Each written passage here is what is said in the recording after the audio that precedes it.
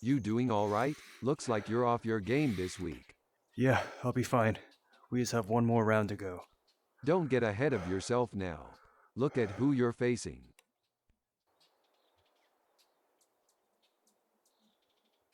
So what? That's the most average looking NPC I've ever seen. That average looking person has been the talk of the town. Showed up out of the blue one day and started winning tournament after tournament. I don't have any advice for you, kid. Just be careful with this one. Alright then, thanks. We'll see how good he is.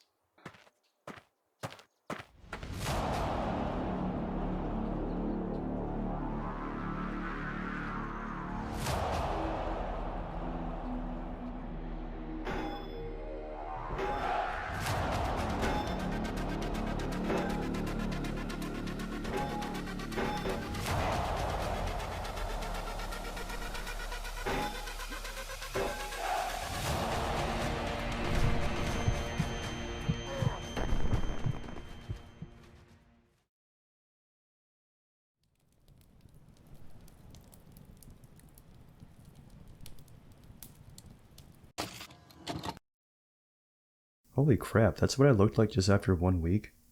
Dang, that's rough. Anyway, hi and welcome back to Blade and Sorcery Mods. I am Illithid, and this is a series where I explore a number of mods and give my thoughts on them. I'll go over the details and features of each mod and how they affected my personal playing experience. As usual, I'm playing the PC version on U12. All mods in this video can be found on Nexus Mods and are also linked in the video description below.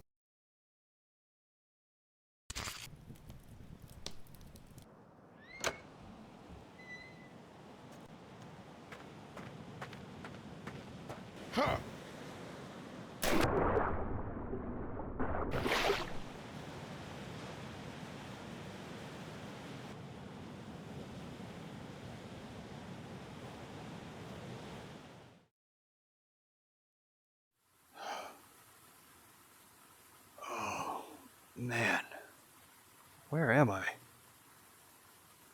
The first mod that we have today is called Fantasy Island by Mythic. This mod adds a map to your game that has a cartoonish theme to it. It's located towards the bottom of the world map next to Canyon and has a custom icon that looks like an island with palm trees. The map contains 5 different locations where you can access the item and wave books.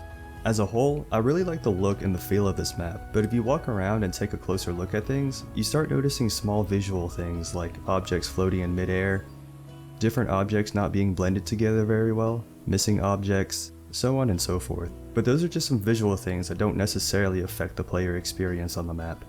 It was fun to look around and it's really pretty to see from high up. There are some spots around the perimeter that teleport you back to spawn, and sometimes they make your character model all flashy for some reason. While Fantasy Island was fun to experience, I feel like it loses its appeal after you've seen everything. I'm not sure if it's the lackluster battle music or the fighting areas, but I felt like playing waves here got boring rather quickly. Oh, and speaking of battle music, this map does have custom battle music, but the track has a slow and dramatic build, so it takes a minute to actually start hearing it. On the mod page, there's a note from the author to turn down ocean quality so the water functions properly. I played on the map with ocean quality set to low and high, but I didn't really notice a difference. One thing I did notice though is that this map is really bright. Like, look at how reflective my spell wheel icons are. But it does help if you turn off post-processing. Here are some side-by-side clips of the post-processing enabled and disabled. It may not be much of a difference in the video, but in my opinion it looks a lot better on the VR headset with it turned off. Let me know what you think.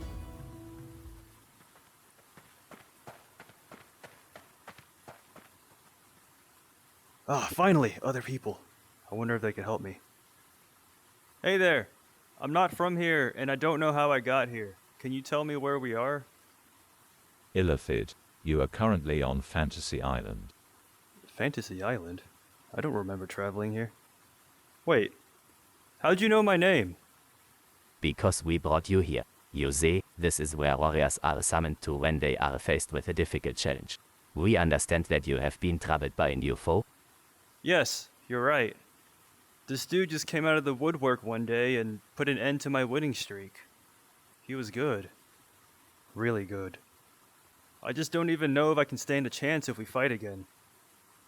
You will lose time and time again unless you take an honest look at your skills. You must take the time to revisit the fundamentals. We will help you. Allow us to take you to a familiar place. There, we will train.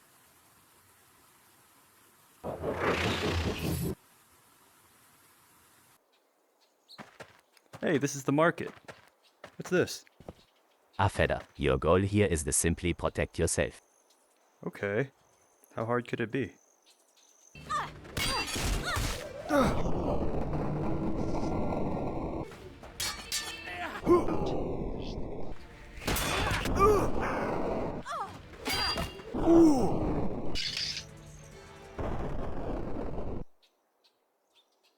I don't know if I can do this anymore. Enhanced difficulty by Smoking Bobs breathes new life into the enemies in Blade and Sorcery. There's a more thorough description on the mod page of what this mod does, but the gist of it is that it makes a few modifications to how select enemies behave in combat. For instance, they're much harder to make stagger and they don't pull any punches. Alright, let's see what you got. Ooh, ow, my face! Whoa, chill, chill!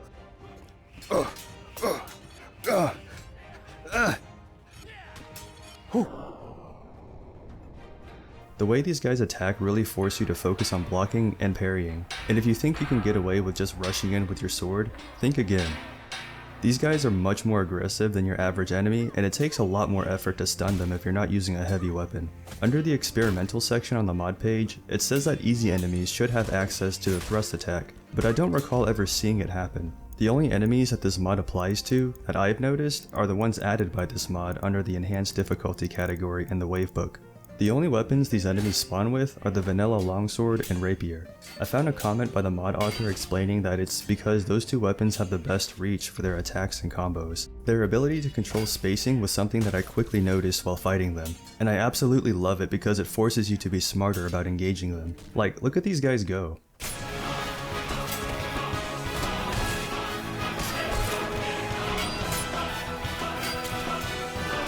And now compare them to the regular enemies.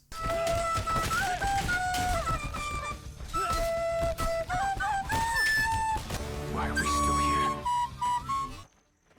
After fighting the enhanced enemies for a while, I noticed that piercing attacks are your best friend. And despite their prowess at fighting within longsword range, they lack the experience in handling long-range weapons and ranged weapons. They absolutely do not care if arrows are being fired in their direction. The only oddity that I noticed is that the light and medium armored enemy waves only spawn from one specific spawn point no matter what map you're playing on in sandbox mode. The heavy armored ones are fine though. Other than that, this is an excellent mod to add if you're looking for a challenge.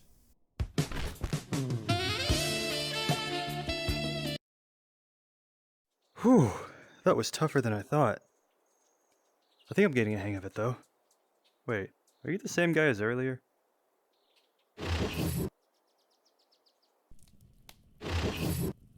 Welcome to the ruins. What's that above your head? This is a health bar. In this plane, health and damage values are visible. The next two mods complement each other, so I'm going to group them together into this section. The first one is called Damage Indicators by Washing Machine 94.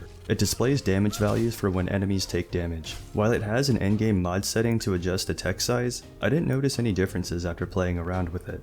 I removed all of their mods just to see if there might be a conflict going on, but I got the same result. But it's not worth complaining about because the default text size is just fine. It's interesting being able to see how much damage you're able to dish out,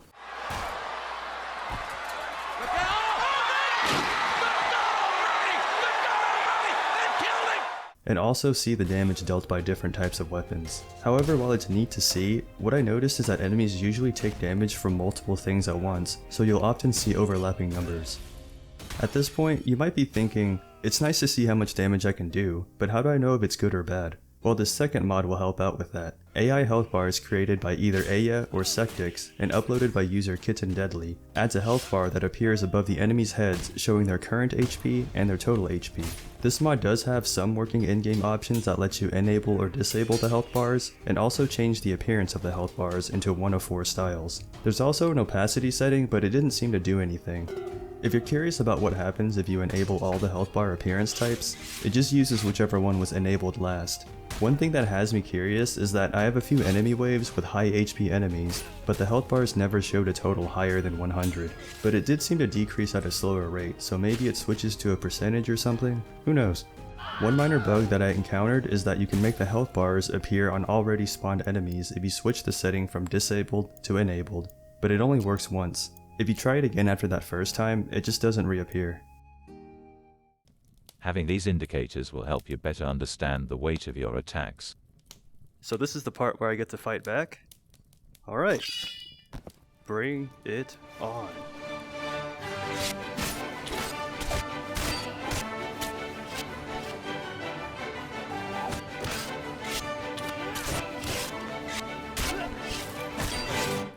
So what do you think? We can move on to the last training. Well, I thought it was cool. Ah, the canyon. I love this place. Wait, where's my sword? For this test, you must learn to fight without your usual arsenal. I have given you specialized armaments. This is meant to help you develop more creative solutions for facing your foes. Are you tired of being defenseless when you lose your weapon? Or maybe you just wanted some tools that improve stealth-based gameplay? Well, this next mod is the answer to both problems. I present to you Tools of the Trade by Grooveslinger. This mod adds 3 categories to the item book, and also a framework that allows you to equip some of the items to your wrists. And some of these items are actually from other video game series. For instance, the variety of wrist blades are from Assassin's Creed, and the crossbow is from Dishonored. This mod can be customized through the in-game configuration options to adjust things like how certain items function, the max ammo capacity, and the duration of the status effects, just to name a few things. Let's dive right into the armaments category under tools first because it's really freaking cool. These items leverage the added wrist mount framework so they can be equipped to your wrist and are activated by pressing the grip button followed by the trigger button. There's a variety of tools to pick from that let you do anything from stab, to block, to shock, and to maneuver around the map. Some of them have additional abilities or modes that can be activated with specific button combinations. For example, the grip on the hidden dagger can be changed by tapping the spell wheel button while having it out. And with the phantom blade and the hook blade, you can double tap the trigger to change the mode. All armaments can be disabled by either holding the spell wheel button and tapping trigger, or using your other hand to tap trigger on it. This can be useful if you want to give someone a good old knuckle sandwich without activating the armament. To remove any of them from your wrist, hold the spell wheel button and use your other hand to grab it. If you have any questions on how to use any of these, detailed instructions can be found by using the info button in the item book. But wait! There's more!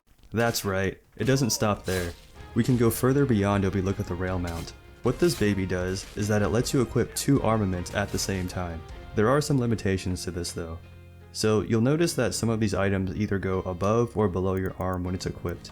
This is important to know because you can only equip one of each on the rail mount. Putting armament on the rail mount is as simple as dropping it in place, and to remove them, you just have to grab it.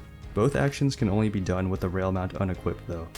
Only one armament can be used at a time, and you can tell which one is active by looking for the green or blue light. To switch between the 2 armaments, bring your other hand over to your wrist that has the rail mount on and tap the trigger with that other hand, kind of like you're interacting with a smartwatch. You should now see that the green or blue light switches to the other armament. The other category under tools contains a variety of ammo for the phantom blade, a climbing pick, and a blackjack, which is like a little club that knocks people out.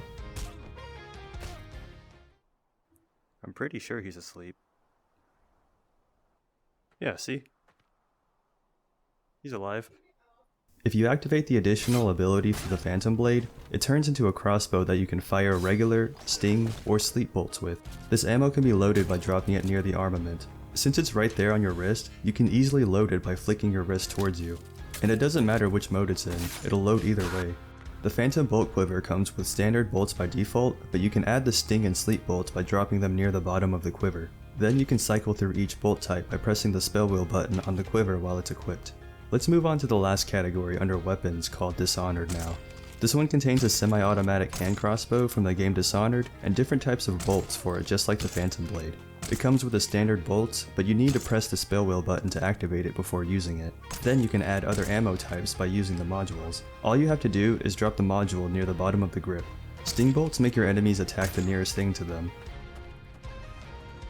The fuck you say to me, you little shit? And sleep bolts knock them out.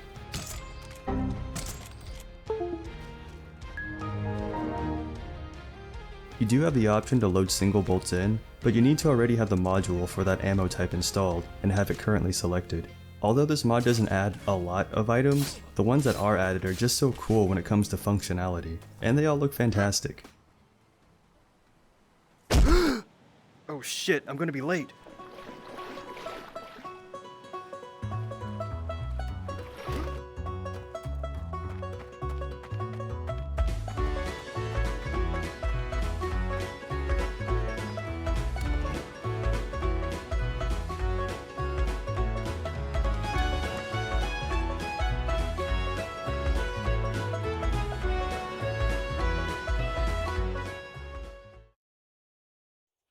Hey coach, we're gonna win this week. I'm feeling confident today. I like your enthusiasm, kid. But look at who's back. Looks like he got armor made with that prize money too. Wait. You've won this tournament a few times. Why don't you have plate armor?